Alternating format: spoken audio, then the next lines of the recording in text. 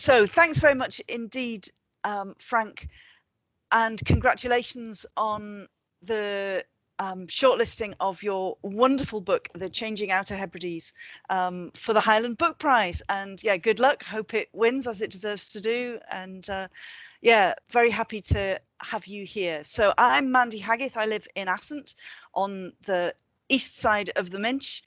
And this is Professor Frank Rennie, who's over the other side of the Minch on the Isle of Lewis. And in fact, on the far side of the island, over on the Atlantic edge. Yeah, we're going to talk a little bit about this amazing book that you've just had published.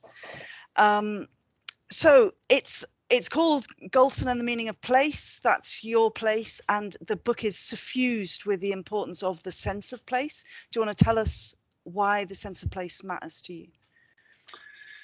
I think it matters how you understand the landscape. In a place like this, you can't avoid the landscape. You look out the window and you see the land all around you.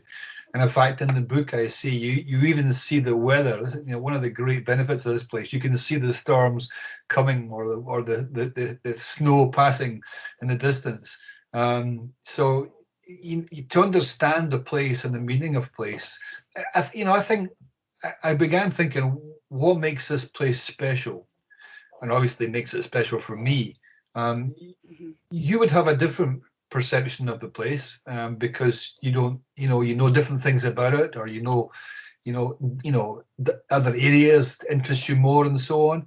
And I think loads of places. I mean, the place you are is special. That's a particularly fun part of my memories as well. I did lots of geology and bird watching in Assynt when I was younger, but that is special as well, and it's what makes it special. And to me, I began looking at everything from the geology right through to the animals that are here, to the history, the social history of this place. This is a small, quite a sleepy village, as you say, on the west coast of Lewis.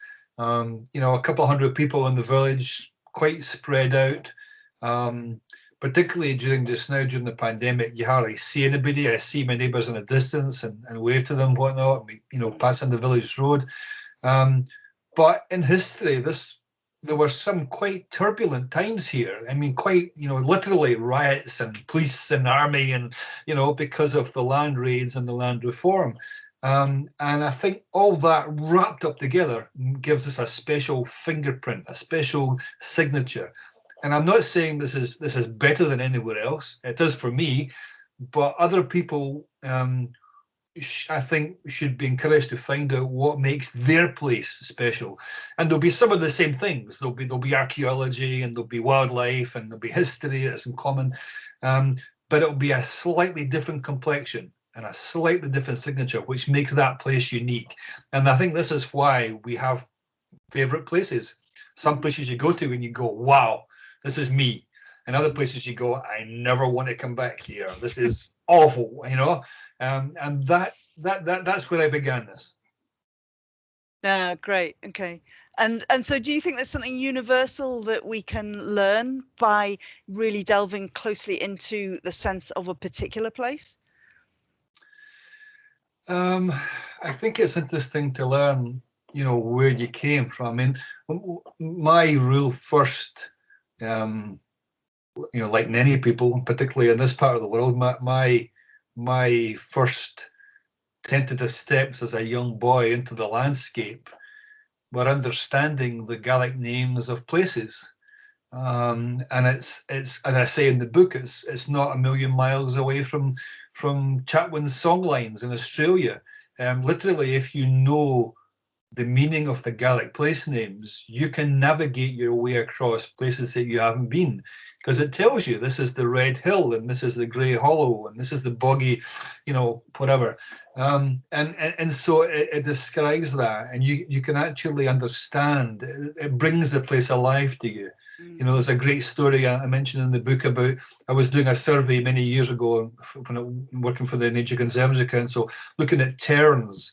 And this person came to me, this visited the place. Oh, fantastic, I found a new site for terns for you. And I was, wow, great. And I got the map out and I looked at it, and he put his finger on a place in the map not far from my house, my croft here. And the place is called Blarn and Starnog, which is the field of terns.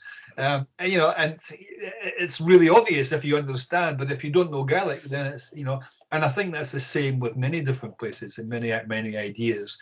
And the idea that this was actually a quite, you know, we have sometimes a negative view in the Highlands about, oh, it's terrible, there's depopulation and there's this and there's that. Yes, it is.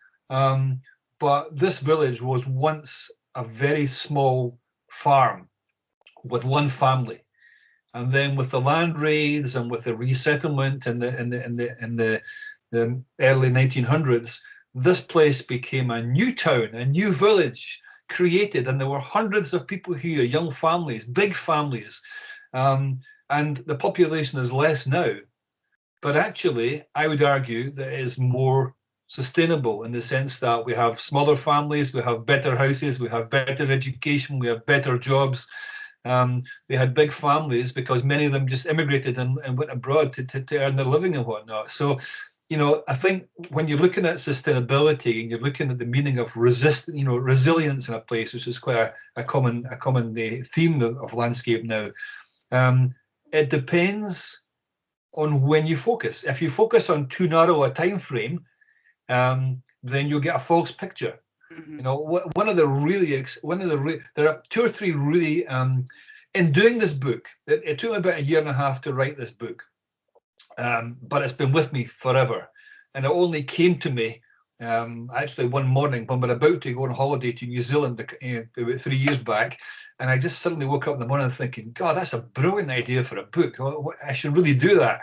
And it was like a sort of waking dream almost. And so I began to fill a notebook when I was on holiday in New Zealand to begin this. And I began by looking at, I read things that I'd read before, and I read them again with new eyes. I followed up things that I hadn't read. You know, we've all got books on our shelf here that we bought because it was a good idea. And you know you'll like the book, but I just never got around to reading it. Well, I did. I got around to reading all these things. And then I dug up new things. I followed threads like a detective. And things that I didn't know about and things that I possibly should have known about. But I found, and you pull a thread and you don't know where it's going to go. Sometimes it goes nowhere. Other times it reveals amazing things. And so 2 or 3 amazing things that came out of this book was, the first one, I began the discussion with a colleague in the British Geological Survey. We know that the Lowisian gneiss was in the foundation, the root zone of a mountain range as big as the Himalayas 4,000 million years ago. But whereabout on the planet was that mountain range? Because we know with plate tectonics, then the continents have moved and so on. And there was a silence, and he went, "It's a really good question." So, with his help and with others, we began to dig down, and we found some really good, papers on this area. And basically, Gogson was down near the South Pole. And over the thousands of millions of years, it's drifted north and west. And because of the convection currents within the Earth, it will continue long after we've gone. And so this is not the final end place. The shape of the continents will change, and some oceans will close and reopen, whatnot. It's major mind-boggling events. And that was quite surprising. But I thought, what makes this place special? And so that followed me through. So that was one of the ideas that came through these things. And there were a few others that sort of creep out, which are really interesting stories, which I would never have found if I hadn't decided to go and read and dig a bit more deeply. Yeah.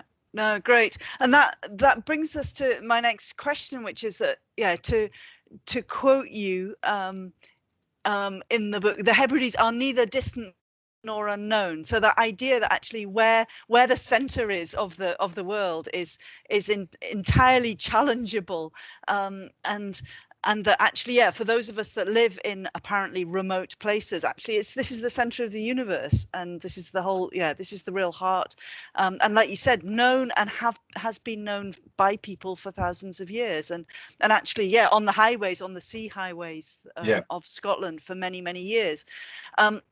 So But the question then is, so for those of us that are living in the center of the universe up here, why should people in those sort of distant and little known places like London and Edinburgh and stuff, why should they read your book? Because I think it gives you a window on the world. I think it gives you a window that things like, for example, travel does.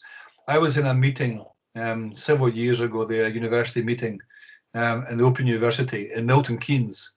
And as we introduced ourselves around this table, this think tank table, this person, who will remain nameless, said who they were, and then revealed the interesting fact that this was the furthest north they had ever been. And this is like an hour from London. You know, and I'm thinking, she thinks I am parochial. She thinks that I am the person with the small view of the world. She thinks I am the person who doesn't know, you know, the configuration of the. You know, this is really strange. Yeah. And when I was talking, I was speaking at a conference in Covent Garden just about 2 years ago there, and I opened up. Thank you for inviting me, you know, to speak today. It's really good to come to this remote location. And they looked at me as if I was crazy. And I said, no, seriously, it took me 2 days to get here. You know, this is far away. And when you have that perspective, you can begin to see connections not just with place and with the history. I mean, we're looking in this small village in Galson, you're looking at not just historical ages. We're not just talking about Tudors and Stuarts and that sort of family dynasties. We're talking about entire civilizations. We know very little about the first settlers who came to the northwest of Scotland. We don't know what language they spoke or where, you know, what their customs were. We see remnants of their few stone buildings because probably a lot of them were living under hides and, you know, under things that have been reused and destroyed since then. And then there were whole new, you know, civilizations that came upon that. I mean, we still know very little about the Brochs. That are all these fantastic structures up and down the, you know, the west coast and the islands of Scotland, and yet arguments rage about what these were for, and it's not clear. And then we have Iron Age people, and then we have this, and then we have that, you know, and now we're looking at, you know, so one of the threads in this book is that change is inevitable. And I don't think change should be worrisome. It shouldn't be threatening. It's how we respond to that change that is important. Change will happen anyway. Change is inevitable. But it's how we actually respond to that and adapt to that and build upon that and how that grows. Some change is good and some is bad. And if we just ignore change, then we don't see the bad things happening, and before they know it, they creep upon us. And so I think it's important for that sense, particularly for things like environmental issues, and I would argue for things like land reform and land settlement and so on. It's part of the DNA of this community.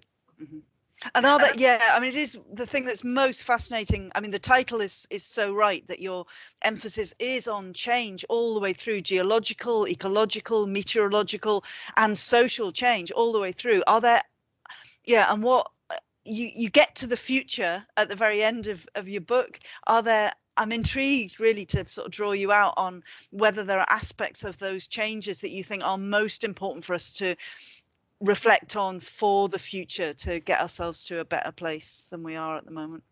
Well, in thinking and bringing the book to an end, I didn't want just to end abruptly as if to say this is the pinnacle of achievement, this is the acme of that. I think that modern, you know, recent things like the community land ownership buyout, I think, are really fundamentally important.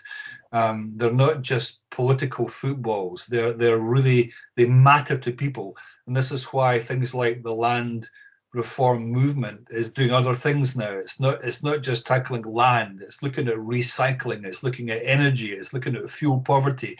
Right here, they're distributing medicines from people who can't go out because they're shielding.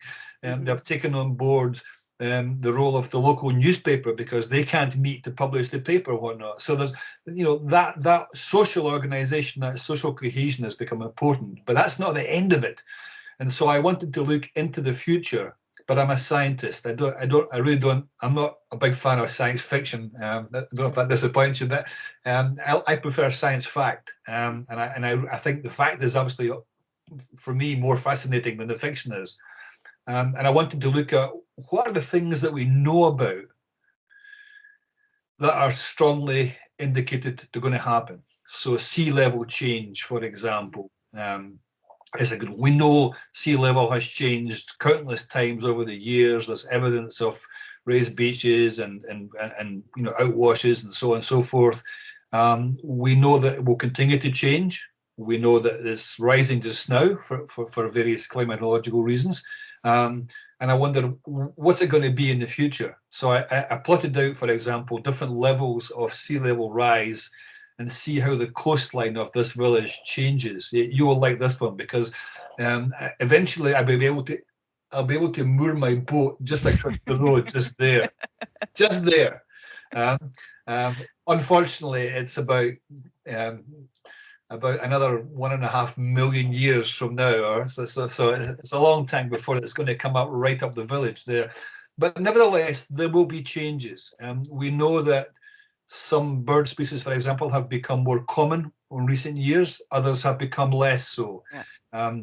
Others, like the sea eagle, have come back, and red kite and so on. So they've come back into because of the lack of persecution. So we know these things will change.